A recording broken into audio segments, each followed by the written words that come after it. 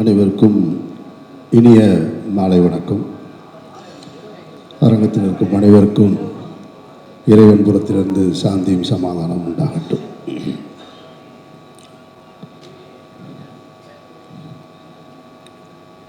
எல்லாரும் ரொம்ப பிரமாதமாக ரொம்ப நெகிழ்ச்சியாக பேசிட்டு போயிருக்காங்க. எனக்கு சொல்கிறதுக்கு என்ன இருக்குன்னு யோசிச்சுட்ருக்கேன்.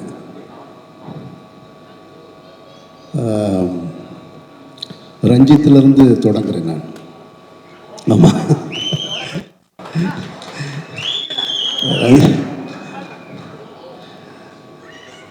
ரஞ்சித்துக்கும் எனக்குமான உறவு அல்லது கருத்து மோதல், விரிசல், விவாதம் எல்லாமே மேடையில் அப்படி தான் தொடங்கினது. ஆனால் ரஞ்சித் மாறி ரெண்டு பேருமே சினிமாவுக்கு வந்ததுக்கு பின்னாடி அவங்க ரெண்டு பேரோட எனக்கு அதிக பழக்கம் இல்லை. ஒரு சில இடங்களில் பார்த்தது மட்டும்தான் இருக்குது. ஆனால் அவங்க ரெண்டு பேருடைய சினிமாவுடைய வரவை ஆராதிச்சு கொண்டாடினதில் நான் ஒருத்தன். அவங்க ரெண்டு பேருடைய வெற்றி வந்து அது என்னுடைய வெற்றியாக நான் பார்த்தேன். பல இடங்களில் அவங்க ரெண்டு பேருக்காக நான் விவாதம் செஞ்சுருக்கேன், சண்டை போட்டிருக்கேன். அப்படி இருக்கும்போது ரஞ்சித் ஒரு முறை என்ன அவர் படத்தில் நடிக்கிறதுக்காக கேட்டிருந்தார். அவருடைய ப்ரொடக்ஷனில் ரொம்ப முக்கியமான படம். என்னுடைய அலுவலகத்துக்கு வந்து ஆனால் நீங்கள் நடிக்கணும் அப்படின்னாரு. சரி, ஓகே, என்னோடய அசிஸ்டன்ட் தான் கதை சொல்லுவான் அப்படின்னு. சரி, கதை கேட்டேன். எப்படி இருக்குன்னாரு. என்னோடய ஒப்பீனியனை சொல்லிட்டேன் நான். ஆனால் அந்த படத்தில் நடிக்கலை நான். ஆக்சுவலாக தண்டகாரண்யம் அது மிஸ் ஆயிடுச்சு. அது அவங்க பேசிட்டு போன டைமுக்கும் அந்த படம் தொடங்கினதுக்கான காலகட்டம் கொஞ்சம் தள்ளி இருந்ததுனால நான் அதுக்குள்ளே என்னுடைய இறைவன் பெரியவன் ஷூட்டிங் கிளம்பிட்டதுனால பண்ண முடியலை. ஆனால் அதே ரஞ்சித்துடைய ப்ரொடக்ஷனில் மாரி செல்வராஜ் வந்து நடிக்கணும்னு என்கிட்ட கேட்குறாரு. மாரியே நான் முதல்ல பார்த்தது வந்து ஈழப்பிரச்சனையில் நானும் அண்ணன் சீமானும் கைதாகும்போது அப்போ ராமுடைய அசிஸ்டண்டாக வருவார். அப்படி பார்த்த மாரி செல்வராஜ். அந்த மாரி செல்வராஜ் அதுக்கு பின்னாடி பரியேறும் பெருமாளில் பார்க்குறேன். பரியேறும் பெருமாளுடைய அந்த முதல் படத்திலேயே தன்னை யார் அப்படின்றத ரொம்ப அழுத்தம் திருத்தமாக சொன்ன ஒரு இயக்குனர். அவருக்காக ஒரு சின்ன விழா கூட எடுத்தோம். நான், இயக்குனர் பாரதிராஜா சார், வெற்றிமாறன் எல்லாருமே சேர்ந்து.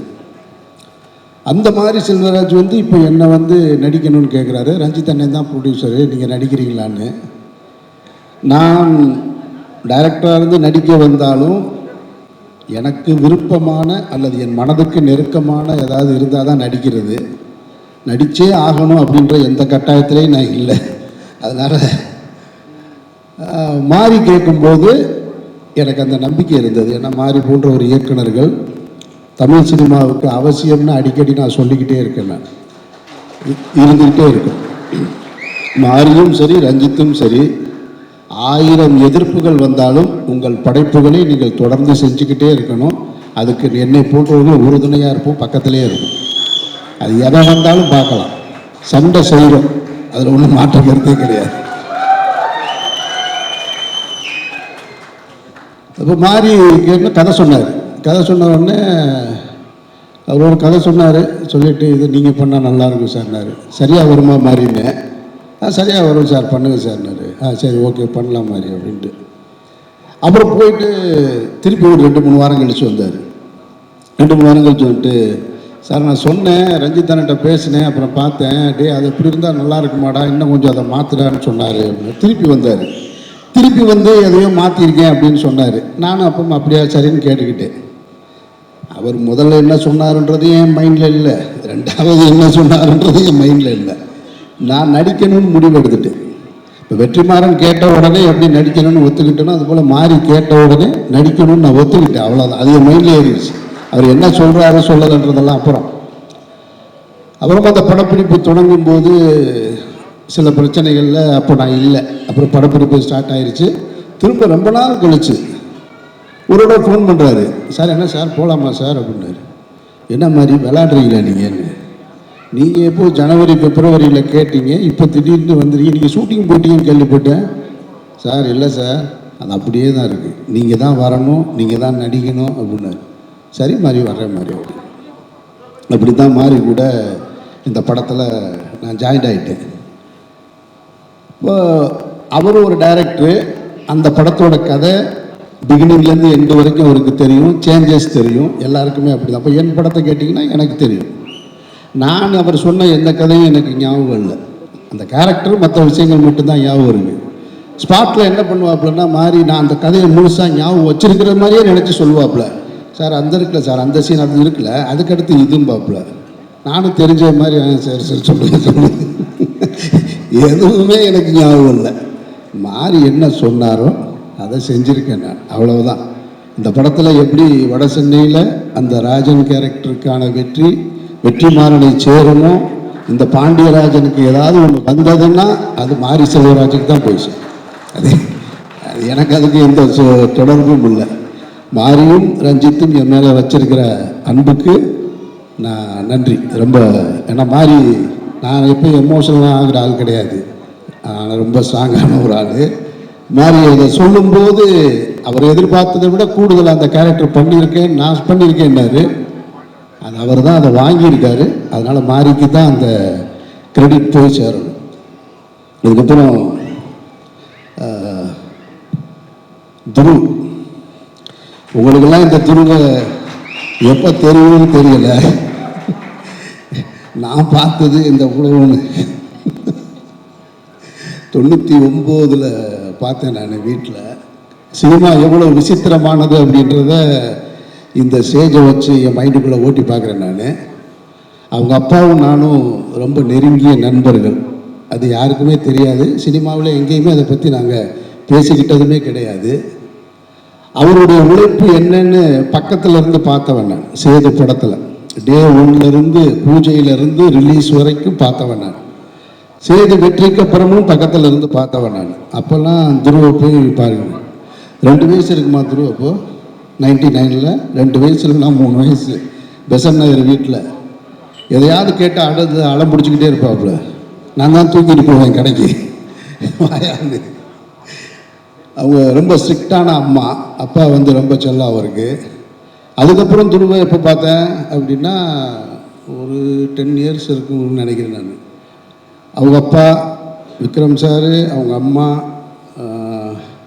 அக்கா எல்லாம் சேர்ந்து சாப்பிட போகணும், டின்னர் போகணும்னு சொல்லிட்டு நானும் என் ஒய்ஃபும் என் குழந்தைங்க எல்லாரும் சொல்லி போனோம். இப்போ என் பொண்ணு கேட்குது, அங்கேயும் வந்து அதே மாதிரி தான் பண்ணிக்கிட்டு இருந்தாப்புல. டேபிள்லேருந்து அங்கேருந்து அங்கே இருக்கிற ஃபுட் எடுத்தாப்புல, இங்கேருந்து அங்கிட்ட அது வேணுன்ற அடுத்த பிளேட்டில் என்ன இருக்கோ அதை தான் கேட்டுட்டு இருந்தேன். அப்படி தான் துரு பார்த்தேன் நான். அதுக்கு பின்னாடி யூஎஸ் போயிட்டாரு, படிச்சுட்டு வர்றாரு. ஒரு நாள் பார்க்குறேன் நான், எனக்கு சேதுல விக்ரம் எப்படி பார்த்தனோ அப்படியே விக்ரம் சார்ட்ட ஒரு வெறி. அவர் வந்து நான் சொல்கிறத கொச்சையாக எடுத்துக்க வேணாம், நான் என் மனசில் ஃபீல் பண்ணதை சொன்னேன் நான். அந்த படம் நடந்துட்டு இருக்கும்போது அவர் ரொம்ப ஃபைட் பண்ணி தான் இந்த இண்டஸ்ட்ரிக்குள்ளே வந்தார். நிறைய அவமானங்கள் பட்டிருக்காரு. அதை எதையுமே உங்களுக்கெல்லாம் தெரியாது, எனக்கு தெரியும். யார் அவரை அவமானப்படுத்தியது, எப்படிலாம் படுத்தினாங்க, அவங்கெல்லாம் இன்றைக்கி என்ன பொசிஷனில் இருக்காங்கன்றதெல்லாம் எனக்கு தெரியும். அவ்வளவு சொல்லுவார் என்கிட்ட. அவர் நானும் அதிகமாக பயணிச்சிருக்கோம். அப்போ ஷூட்டிங் ஸ்பாட்டில் ஏதாவது கேட்டுகிட்டே இருப்பார், எனக்கு சரியாக வருமா, நான் நல்லா வருவேனா, நான் நல்லா வருவேனா, நான் நல்லா வருவேனான்னு. ஏன்னா அந்த படம் எடுத்து முடித்ததுக்கு பின்னாடி கூட ரிலீஸ்க்கு பண்ண முடியலை சேது. அப்பவும் அவர் ஃபைட் பண்ணிக்கிட்டே இருக்கார். அந்த இடைப்பட்ட காலத்தில் கூட போய் டப்பிங் பண்ணிட்டு வர்றாரு. பிரபுதேவா சாருக்கு ஒரு படத்தில் டப்பிங் பண்ணிட்டு வர்றாரு. இவ்வளோ பெரிய படம் பண்ணியிருக்கோம், ஆனால் அந்த படம் ரிலீஸ் ஆகலைன்னு அதை பற்றி கவலைப்படாமல் டப்பிங் பண்ணிட்டு வர்றாரு. ஒரு டெலிவிஷனுக்கு சீரியல் பண்ணணும்னு சொல்லிட்டு என்னை கூப்பிட்டு உட்கார வச்சு ஒரு ஸ்கிரிப்ட் எழுதி அதை பண்ணணும் வாங்க அப்படின்னு சொல்லிட்டு நான் அவரும் பெசன்ட் நகரில் பீச்சில் உட்காந்து எழுதிட்டுருக்கோம். அவ்வளவு கஷ்டப்பட்டு வந்தவர். அப்போ கேட்டுகிட்டே இருப்பார். அப்போ நான் சொல்லுவேன், இங்கே பாருங்களேன், நீங்கள் வந்து ஆள் பார்க்க ரொம்ப அழகாக இருக்கீங்க, யூத்தாக இருக்கீங்க, நல்லா பெர்ஃபார்ம் பண்ணுறீங்க. இப்போது இங்கே வந்து என்னன்னு கேட்டிங்கனாக்கா, அந்த டைமில் அஜித் விஜய்னு 2 நடிகர் வந்துட்டாங்க. அவங்களுக்கு ஃபேன் ஃபாலோவிங் கூடிக்கிட்டே இருக்குது.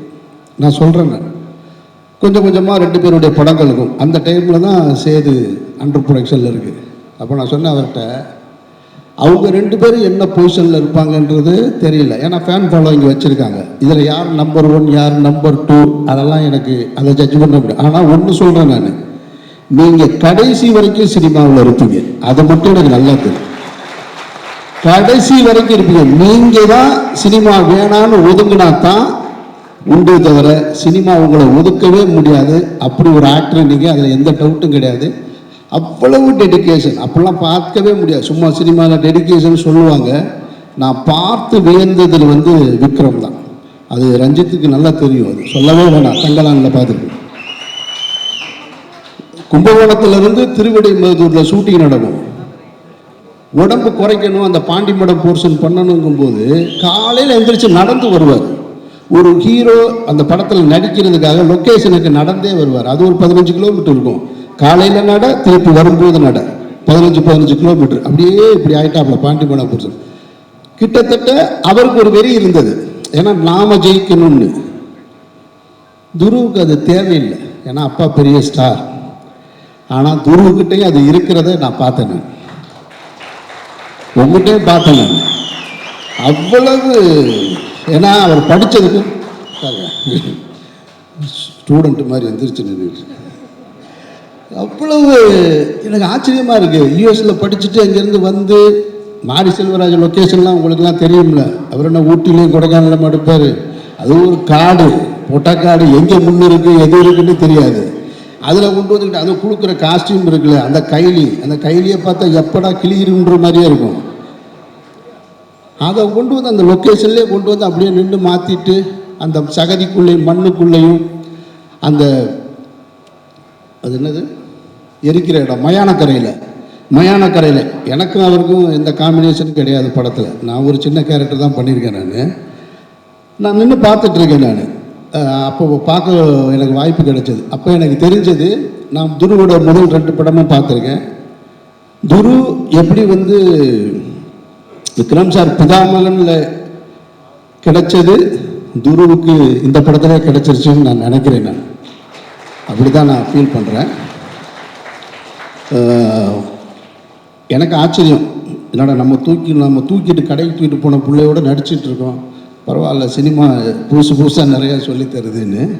வாழ்த்துக்கள் துரு, வாழ்த்துக்கள். அப்புறம் இந்த படத்தில் வந்து எனக்கு சொன்னாங்க நிறைய பேர் கோஸ்டார் என்னோட. அவங்க எனக்கு அப்படிலாம் கோஸ்டார்னு இந்த படத்தில் யாருமே கிடையாது.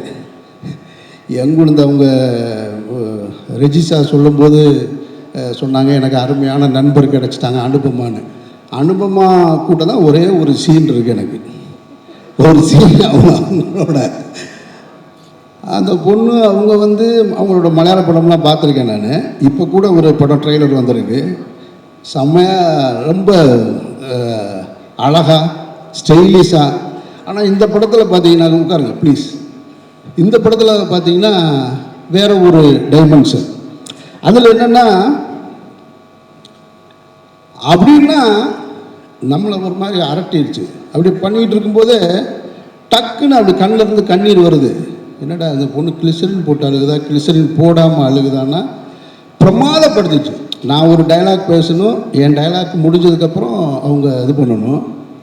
டைலாக்கே இல்லை, அந்த பர்ஃபார்மன்ஸ்லேயே ரியாக்ஷன், அதுக்கான பதிலை சொல்லி முடிச்சுட்டாங்க. ரொம்ப நான் ரசித்தேன் உண்மையிலேயே. அன்றைக்கி நான் ரசித்து பார்த்தேன். வாழ்த்துக்கள். அதெல்லாம் அவ்வளவு இது.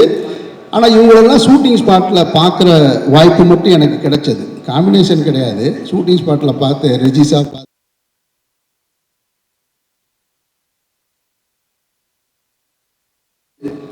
அவருக்கும் தெரியாது, நானும் சொன்னதில்லை. அது என்ன உறவுன்னா, பருத்தி வீரன் படத்தை நான் பொதுவாக என்னுடைய திரைப்படங்களுக்கான கதையை எழுதும்போது இதில் யார் நடிக்கிறா அப்படின்லாம் எழுதுகிற பழக்கம் இல்லை. அது ஒரு கேரக்டர், அப்படிதான். ஆனால் சித்தப்பு கேரக்டரை எழுதும் பொழுது சித்தப்புவை மட்டும், ஹீரோ யாருன்னு நான் முடிவு பண்ணல. சித்தப்பு கேரக்டரை எழுதும்போது மட்டும் இது பசுபதின்னு சொல்லிக்கிட்டே இருந்தேன் மைண்டில். அப்படி எழுதின கேரக்டர் தான் சித்தப்பு கேரக்டர். அந்த டைமில் அவரை என்னால் ரீச் பண்ண முடியலை. அப்புறம் தான் அதை வந்து சரவணன் சாரை வச்சு நான் எடுத்தேன். நான் லால் சாருடைய படங்களுக்கு நான் ரசிகன். நான் உங்கள் ரசிகன் சார், உங்களுக்கு தெரியாது அது. உங்களுடைய திரைப்படங்களுக்கு ரசிகன், உங்களுடைய நடிப்புக்கு ரசிகன் நான். உங்களுக்கும் எனக்கும் காம்பினேஷன் சீன் இல்லை, அதனால் உங்களையும் எனக்கு பார்க்குறதுக்கான வாய்ப்பு கிடைக்கல. எனக்கு என்னென்னா, இப்போ என்னோட கோ ஆர்டிஸ்ட்லாம் யாரும் தெரியுங்களா? அவங்கெல்லாம் மேடையில் கூப்பிடல, பூரா அந்த 5 கொலை பண்ணவங்க, 4 கொலை பண்ணுவீங்க, இவங்க தான் என் கோ ஆர்டிஸ்ட்டு. இவங்களோடையே தான் நான் அந்த படத்தில் அதிகமாக இருந்திருக்கேன். அப்புறம் மற்றபடி இந்த கம்பெனியை பற்றி சொல்லணும். அப்ளாஸ், நானும் ப்ரொடியூசராக இருந்திருக்கேன், டைரக்டராக இருந்திருக்கேன், நானும் வேறு படங்களை நடிச்சிருக்கேன் வேறு கம்பெனியில். ஒரு கம்பெனி எப்படி இருக்கணும் அப்படின்றதுக்கு நான் பார்த்த பெஸ்ட் எக்ஸாம்பிள் அப்ளாஸ் அப்படின்னு நினைக்கிறேன். அந்த டீமோட ஒர்க்கு, அவங்க ஆர்டிஸ்ட்டை அப்ரோச் பண்ணுறது, அவங்க ஒவ்வொரு ஷெட்யூல் போடுறது, ஒரு ப்ரோக்ராமை எப்படி நடத்தணுன்றது, உண்மையிலே வந்து தமிழ் சினிமாவில் இப்படி ஒரு கம்பெனி எனக்கு தெரிஞ்சு நான் பார்க்கல. நிறைய இருக்கலாம், எனக்கு தெரியலை. எனக்கு தெரிஞ்ச அப்ளாஸ் இருக்குது. வாழ்த்துக்கள் உங்களுக்கு, இதே மாதிரி நீங்கள் தொடர்ச்சியாக இருக்கு. அப்புறம் மாரி வந்து மாரியுடைய படங்கள், அவருடைய பேச்சு, அவருடைய சினிமா எல்லாம் எல்லாருக்குமே தெரியும், நான் சொல்ல வேண்டியதில்லை. ரொம்ப சீரியஸாகவே இருக்கும். ஆனால் எனக்கு ஒரு ஆச்சரியம், மாரிக்குள்ளே வந்து ஒரு ஹீரோ, ஒரு ஒரு ஒரு ரொமான்ஸ் இருக்கான்னு ரெஜிசா சொல்லும்போது தான் எனக்கு தெரியுது. அவங்க தண்ணிக்குள்ளே விழுந்தாங்கன்ன உடனே கூலிங் கிளாஸோட கூச்சிருக்காரு அப்படின்னு. ஏன்னா அவங்களுக்கு நீச்சல் தெரியாது, எனக்கும் தெரியாது. இப்போ ஒருவேளை எனக்கு அந்த சீன் இருந்துச்சுன்னு வச்சுங்க, நான் விழுந்திருந்தேன்னு வச்சுங்க, டே அசிஸ்டண்ட்டை கூப்பிட்டு அப்படியே அவன் என்ன ஆச்சுன்னு பாடுறா, ரொம்ப நேரம் ஆச்சு உள்ளே போய். ஆனால் உண்மையிலே இது வரைக்கும் தமிழ் சினிமாவில் எம்ஜிஆர் கூட செய்யாதது கூலிங் கிளாஸோட குளிச்சது நீங்கள். அவர் கூட போகும்போது எல்லா படத்துலையும் பார்த்துருக்கோம், கண்ணாடியை கலட்டிட்டு தான் குதிப்பாங்க. நீங்கள் ஒரு படி மேலே போயிட்டீங்க.